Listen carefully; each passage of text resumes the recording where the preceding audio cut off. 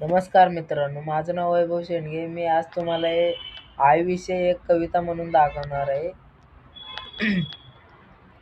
आई माझी मायेचा सागर, दिला तिने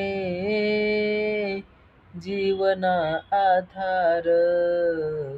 आई वडील माझे थोर, काय सांगू त्यांचे उपकार.